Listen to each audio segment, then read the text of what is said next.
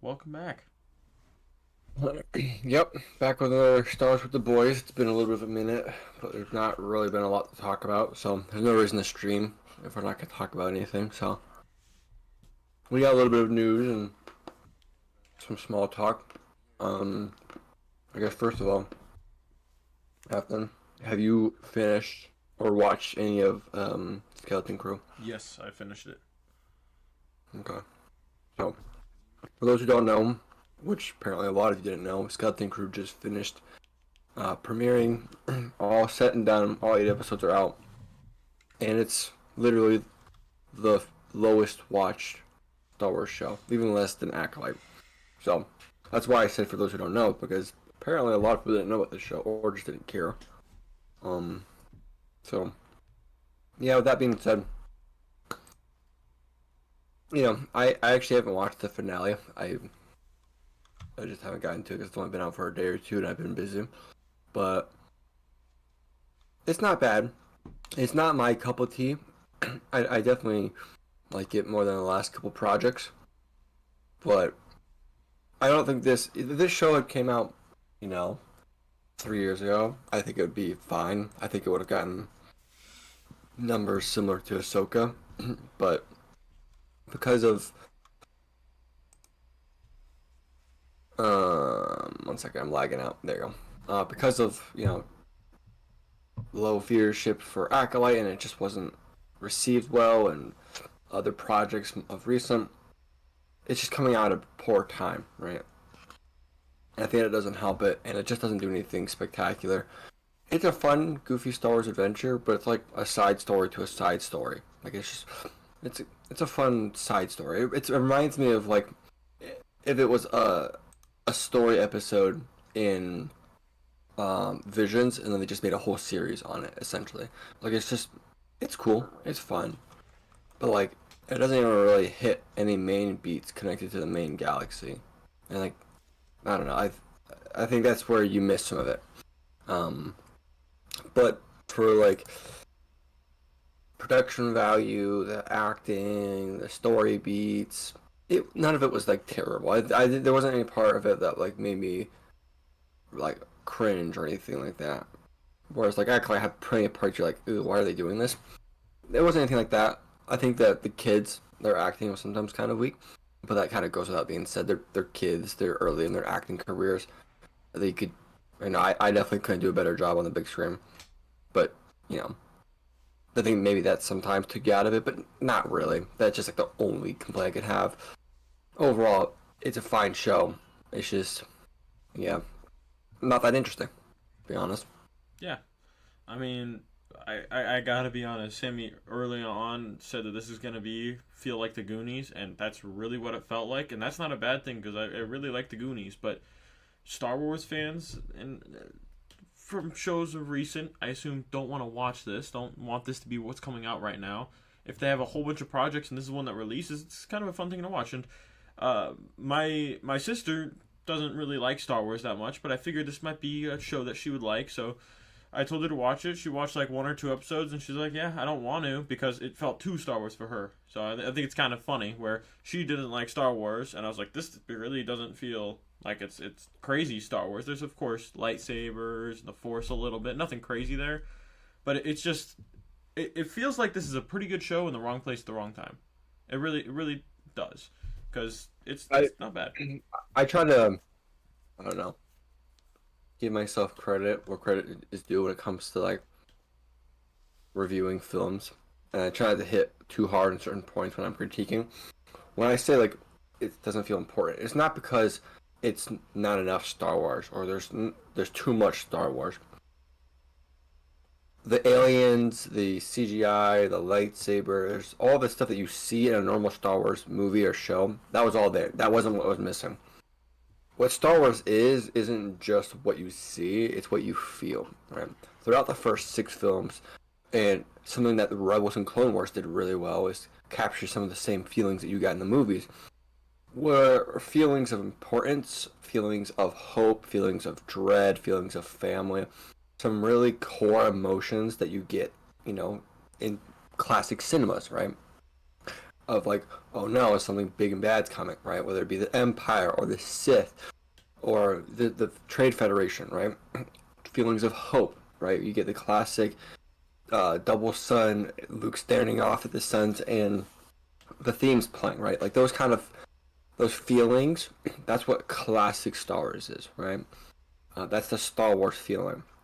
You, the lightsabers and the Force, that stuff's part of it because it gives the feeling off of hope, of, you know, I guess it's the best imagery for mystery. I think sometimes, right? Because you're like, seems, like these are people talking, you relate, and then they pull out a laser sword, and it's just like mystery and I don't even know what the word is, but it's a feeling. It's not the thing that matters. And I think this show, while it had a lot of the things, it just missed some of those core things. And that's because it wasn't going for those things. It was going for something completely different. And that there's nothing wrong with that. I don't think there's anything wrong with this show. I just think like you know, if your kids like the Star Wars movies, they might like this show. But it's not even really towards kids is a problem. Honestly, I just don't know who it's towards. You know what I mean? And that's kind of why there's just not a lot of people watched it because it's no one's cup of tea, really. And that's not to say no one enjoyed it. I think most people thought it was fun who watched it. But it's just like, it's not what Star Wars is. It reminds me of a lot of Andor. Like, Andor is a cool show. But, like, when you watch Andor, it doesn't give any feeling or serenity of Star Wars. And it's also because they missed, things that you see in Star Wars. But it's also the feeling. And I think this show followed a lot of those footsteps. But all that being said, I don't think there's anything wrong with it. I enjoyed it. I haven't finished it necessarily, but what I've seen, I've enjoyed so far. Yeah, I mean, I watched the ending. It wasn't crazy. It wasn't bad by any means. It was fun. The whole show, it really just was fun. That's what I kind of mean by wrong place at wrong time. If everyone was excited for Star Wars and there was 5 projects coming out and this is one of them, it would probably get views because everyone has the hype up for it. Right now, after the Acolyte bombed, this got low viewership because no one gave it a chance because of the Acolyte. That's how I see it, at least. I don't think very many people gave it a chance because. Nothing to do with that. Really? No. I mean, you could say maybe that impacted it, but I don't think this show has done big no matter what. Yeah, but I think that it hit record lows because no one gave it a chance. No. I think if it went out in the same time as The Mandalorian, it would have been the lowest show at that time. But obviously wouldn't be the lowest now. That's because, it's a different time for Star Wars right now, right? Less and less people even care about Star Wars. But I think if it came out when Kenobi or Boba Fett came out, I think it would have been lower than any other show at that point. Yeah. It's just not important. It has no draw to it. Right? That's one of the reasons Acolyte struggles, because there's no draw to it. Besides, like, we're going to try to give you a Star Wars story. You don't know any of these characters. It's not really important. It's not connected to anything. And then you watch it, and it doesn't feel like Star Wars. And that's why it struggles. It's not to say it's bad, right? It's just, that's just the truth of it. It struggles to be a Star Wars thing. And yet, it titles itself a Star Wars project. So, we'll do a full review on it in a video in a day or two. Yeah, like I said, if you like Star Wars, you'll probably like this. If you're a fan of, like, film from, like, the George Lucas, Steven Spielberg, like, those adventure types, you'll probably like this show. It's got a huge nostalgia factor going with it. But, like, if you're watching Star Wars for, like, the cool battles, the adventure for, like, the Clone Wars, right? It's a very different adventure. Then this is not your thing, right? It's just different. It's a unique taste for sure, which sometimes is a problem with shows, because if you need a unique taste of people to like this, give us 1 second. Hey Elijah, let's see. I can disconnect him. That's hilarious. All right. Anyways, yeah, that's really it. There's not much else Star Wars news. There's a couple like headlines and stuff that we wanted to go over. What was it? Let me see. Oh, the this one we were kind of waiting on some like reporters and like people who drop rumors and leaks. We're talking about they're gonna be able to share who the main villain of the Mandalorian and Grogu is gonna be, and supposedly it's supposed to be Embo, which is cool. Embo is alive at this time, so it fits. Um, so I don't know how much that means because it feels like every movie that they've talked about making just doesn't work. So yeah, but yeah, if you guys are interested in, I'm sure a lot of people are interested in that movie and show, or just the movie.